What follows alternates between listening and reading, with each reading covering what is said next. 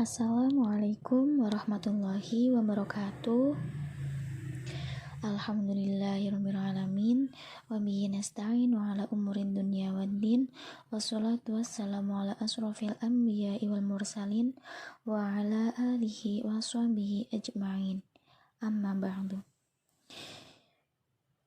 Bagaimana kabar anak-anakku semua? Semoga selalu dalam lindungan Allah Subhanahu wa ta'ala ya.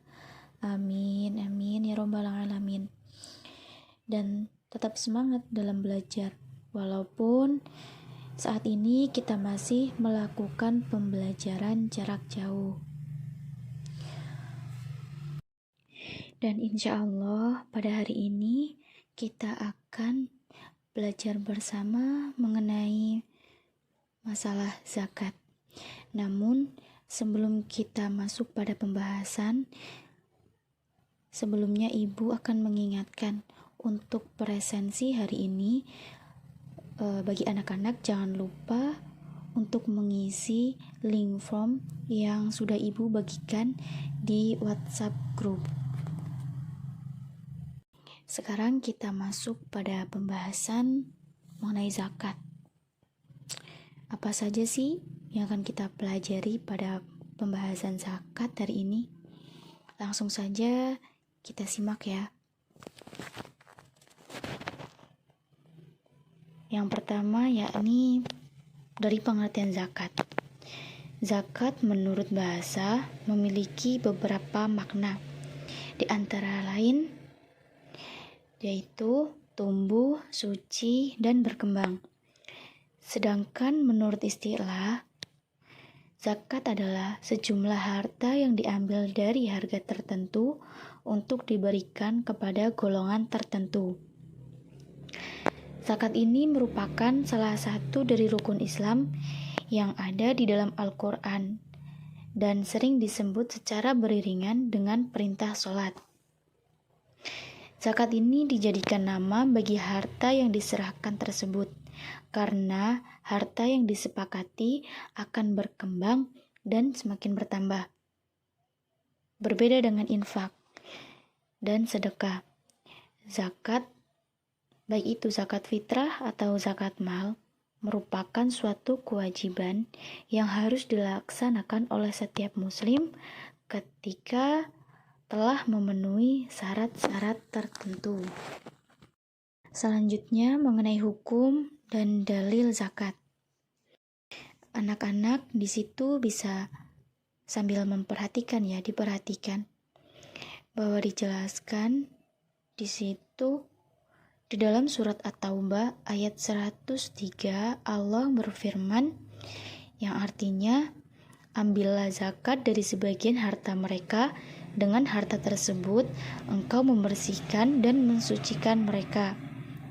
Begitu juga di dalam surat Al-Baqarah ayat 43 yang artinya dirikanlah sholat, tunaikanlah zakat, dan rukuklah bersama dengan orang-orang yang rukuk.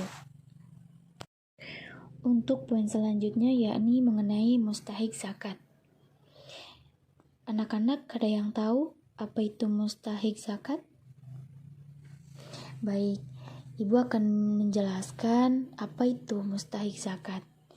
Jadi, mustahik zakat itu adalah orang-orang yang berhak dalam menerima zakat. Di sini disebutkan bahwa orang-orang yang berhak menerima zakat yaitu ada 8 kelompok. Jadi terbagi dalam 8 kelompok ya.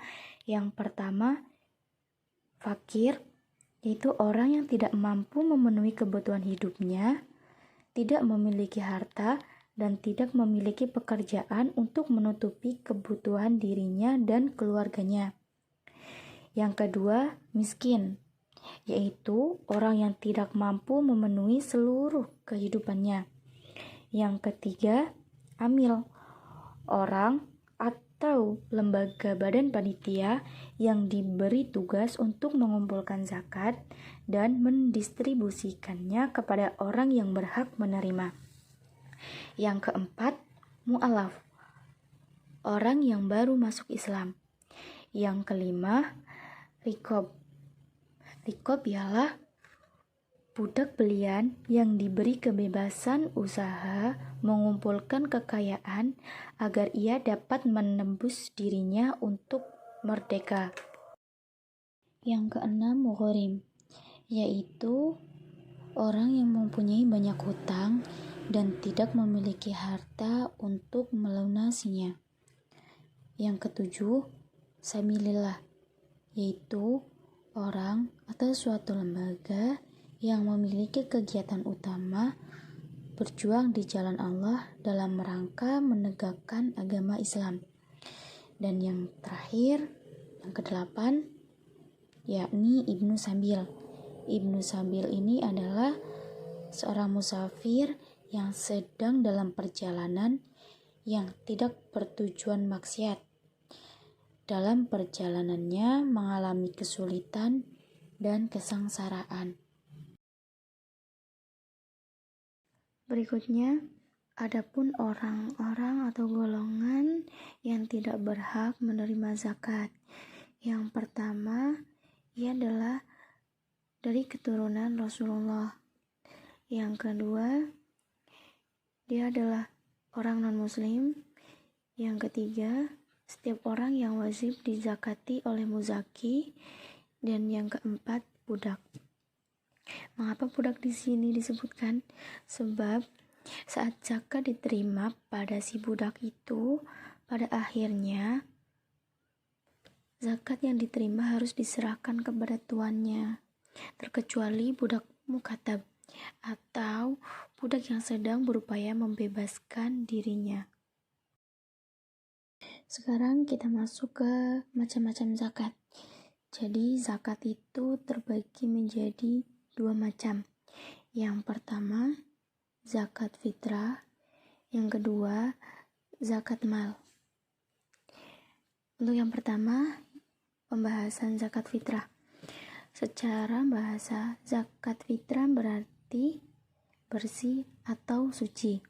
Sedangkan menurut istilah, zakat fitrah adalah sejumlah harta berupa bahan makanan pokok yang wajib dikeluarkan oleh setiap muslim menjelang hari raya Idul Fitri dengan tujuan membersihkan jiwa dengan syarat dan rukun tertentu.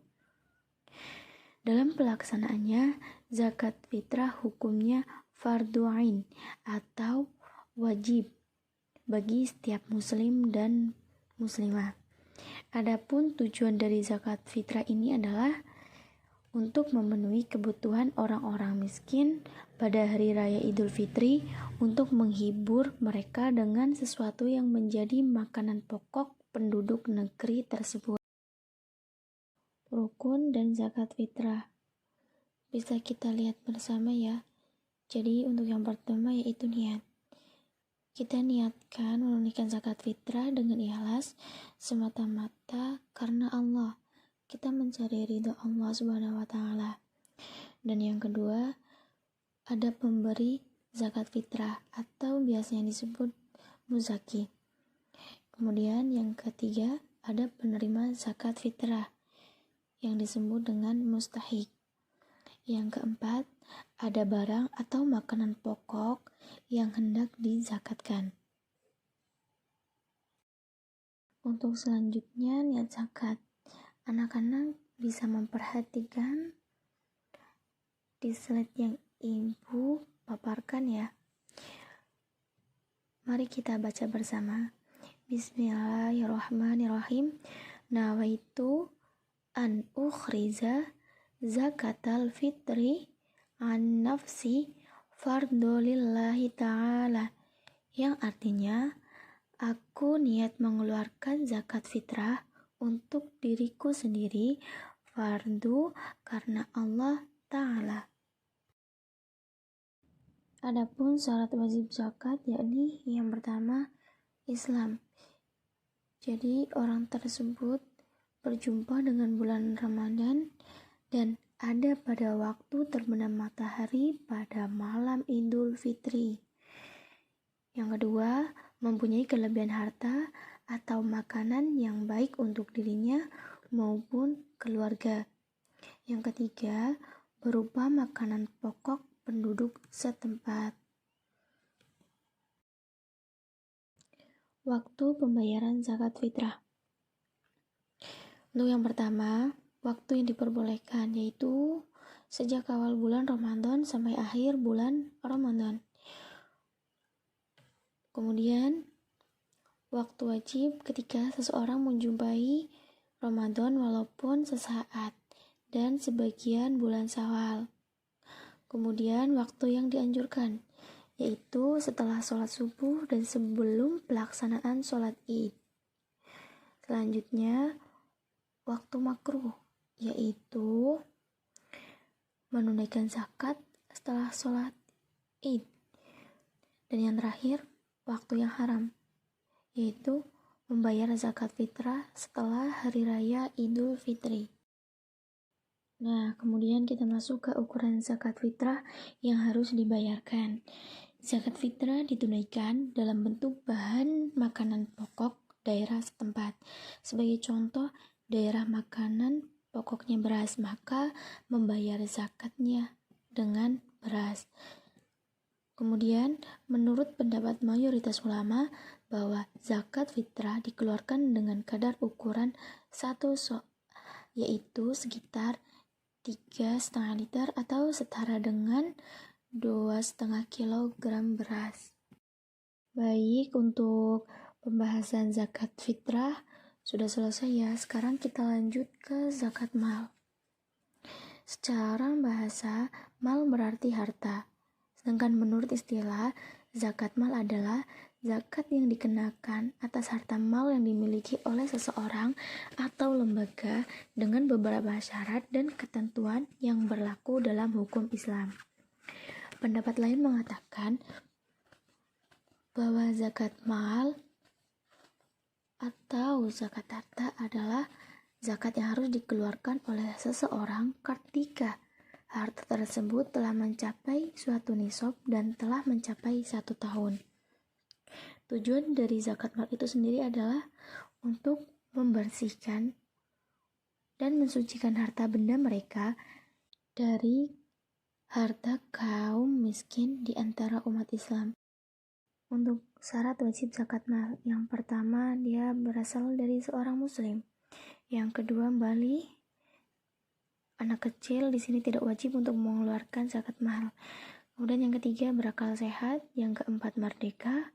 Yang kelima, harta yang dimiliki merupakan harta yang wajib dizakati, seperti emas, perak, uang, harta hasil dagangan, hewan ternak, pertanian, dan buah-buahan. Kemudian yang keenam yaitu sudah mencapai nisab. Yang ketujuh, mencapai haul setahun, kecuali zakat hasil pertanian. Kemudian yang terakhir, harta tersebut merupakan kelebihan dari kebutuhan pokok. Kebutuhan pokok adalah kebutuhan yang minimal diperlukan seseorang dan keluarga yang menjadi tanggungannya untuk kelangsungan hidupnya. Nah, sekarang kita masuk ke macam-macam harta yang harus kita zakati. Untuk yang pertama, emas dan perak. Yang kedua, harta tijarah, perdagangan. Yang ketiga, hasil tanaman seperti buah-buahan dan biji-bijian. Yang keempat, binatang ternak seperti onta, sapi, kerbau, kambing. Kemudian yang kelima, barang tambang. Yang terakhir, barang temuan atau harta terpendam. Setelah kita mempelajari mengenai ketentuan-ketentuan zakat, tentunya kita bertanya-tanya, apa sih hikmah dari zakat ini? Jadi, untuk yang pertama, yakni untuk membersihkan jiwa orang yang berpuasa dari segala sesuatu perbuatan dosa. Tentunya ini lebih mengarah ke zakat fitrah ya anak-anak. Kemudian, yang kedua, mensucikan harta dan meningkatkan nilai keimanan. Kemudian yang ketiga, untuk mendekatkan diri kepada Allah. Yang keempat, menenangkan hati dengan membantu orang lain. Yang kelima, meningkatkan rasa syukur kita terhadap Allah.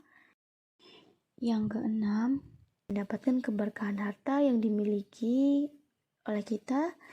Yang ketujuh, meningkatkan rasa tolong-menolong.